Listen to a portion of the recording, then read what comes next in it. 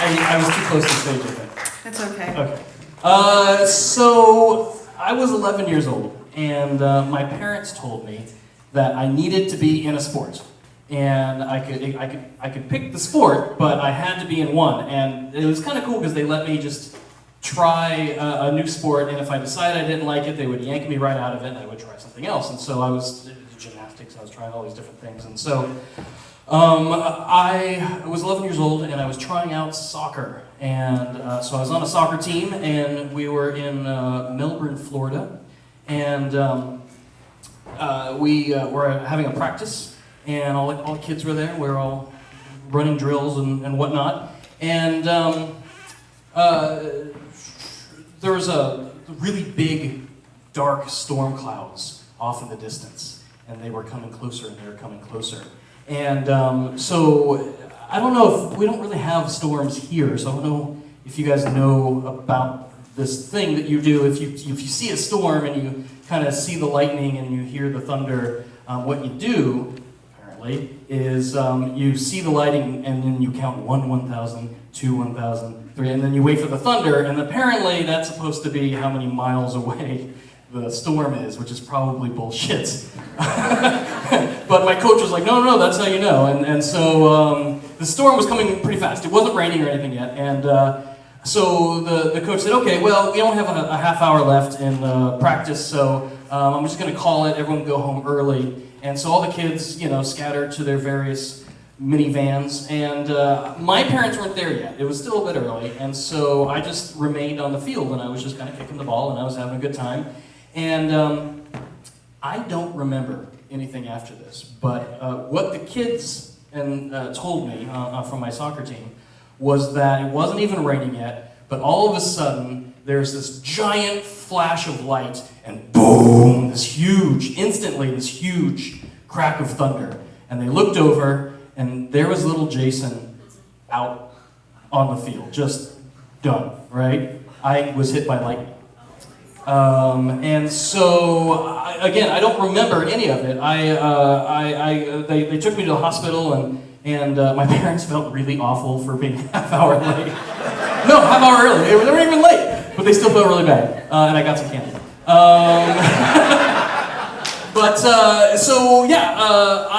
What I do remember is waking up, and my entire body hurt.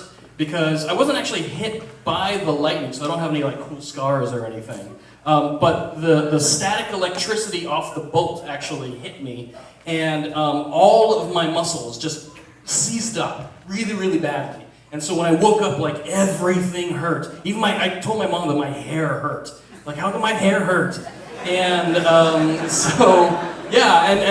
the doctor said that I was ridiculously lucky, and that I don't have any burns or anything, and that I'm fine, and that he released me from the hospital. I can go home.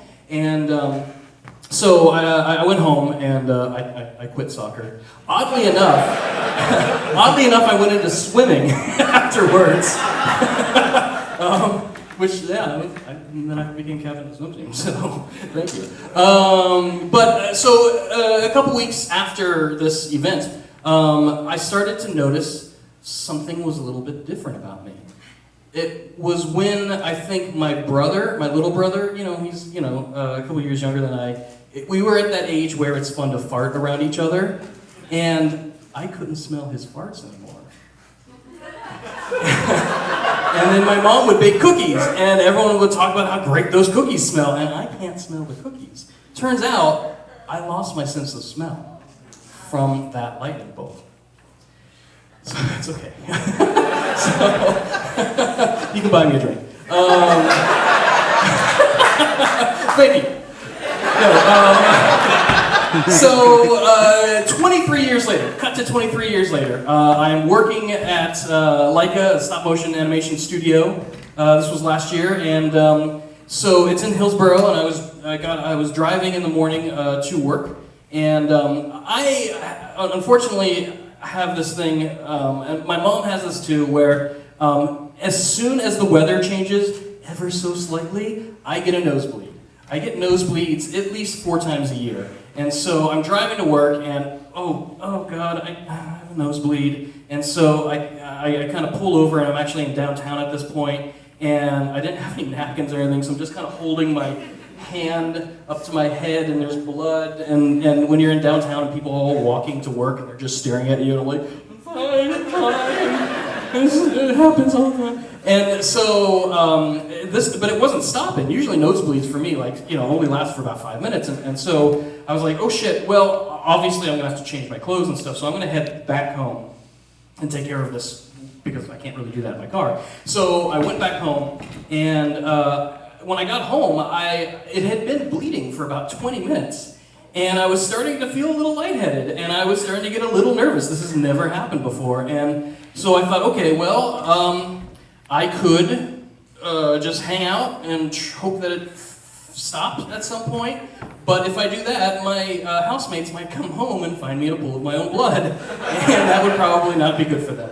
They have really nice wood floors. And so I said, okay, well, I'm just gonna go to the emergency room.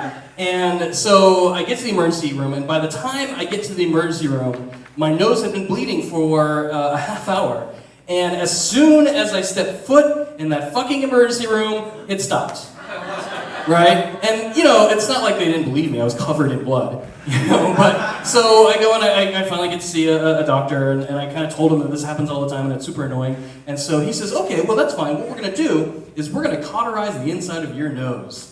And that's basically, they just take a hot poker and just stick it right up there and kill everything in there, so hopefully it will never bleed again. Who clapped for that? Yeah, stick it in there!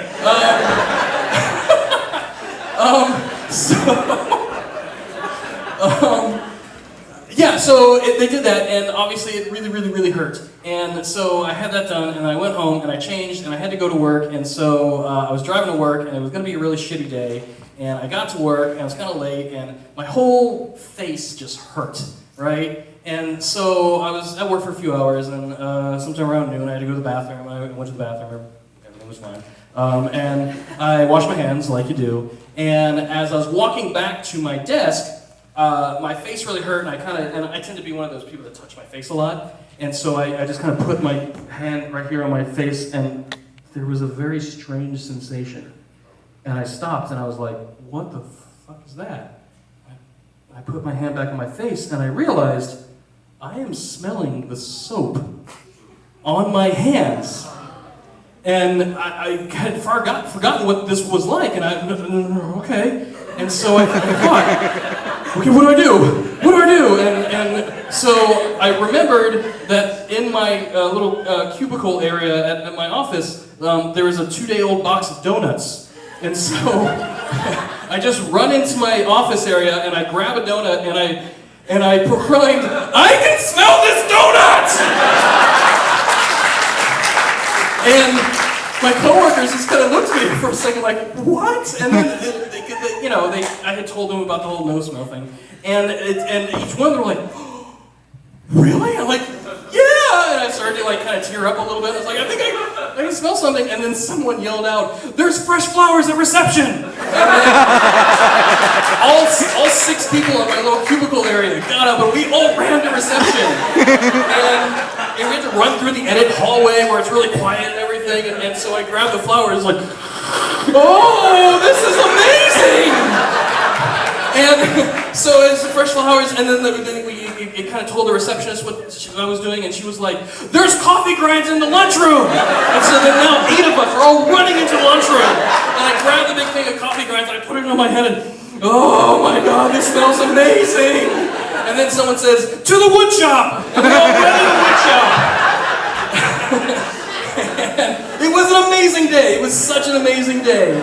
And so that was awesome. And so that was on a Thursday. So I decided on a Friday, I was just gonna have a little party, a little, hey, I can smell party. And so I invited my friends out on Friday night to have barbecue at Podna's Pit, because I figured that'll be nice and good smelling.